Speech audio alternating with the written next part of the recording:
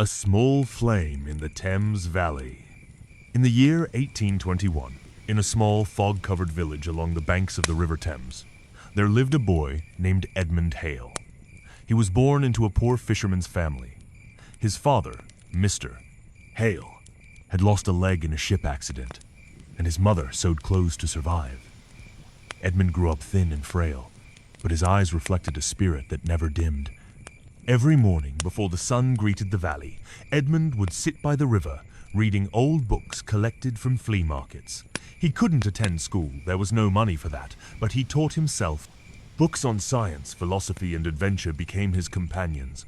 His hands, stained with river mud, would carefully turn each page, knowing how precious the knowledge inside was. The village where Edmund lived was called Harrowbend, a place barely marked on any map. Its people were simple and paid little attention to the affairs of learning.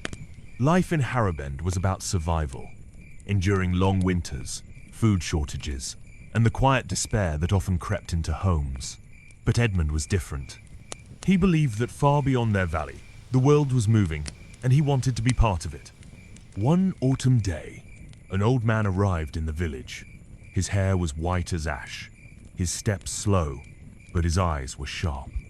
He introduced himself as Professor Whitmore, a retired scholar from Oxford who had chosen to spend the rest of his days in a quiet village. When he first saw Edmund reading under the lantern light, he paused. "You're reading Newton's Principia?" he asked.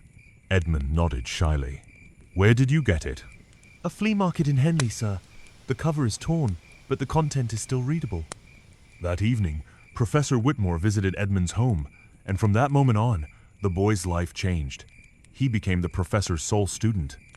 In a cramped study filled with test tubes, star maps, and piles of manuscripts, Edmund learned about gravity, electricity, and the history of human thought. He learned not just from books, but from long discussions, failed experiments, and the joy of discovery. The journey, however, was not easy. Many villagers mocked Edmund. "What use is knowing stars if you can't even buy bread?" said one neighbor. But Edmund learned to ignore those voices. He helped his mother sew during the day and studied at night. His body was thin, his eyes sunken, but his spirit burned brightly. When Edmund turned 17, Professor Whitmore passed away. He left his entire book collection to Edmund, along with a letter. "Son, the world may not call your name today, but someday, if you keep walking, they will hear. Do not let your flame die." With the inherited spirit, Edmund began to write.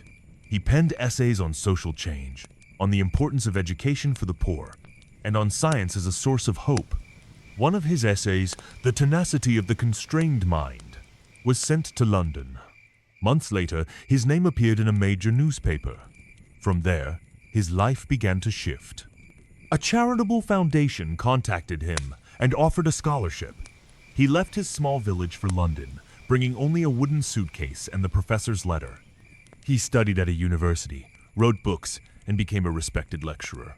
But in his heart, he remained the boy who read by the river, surrounded by mist.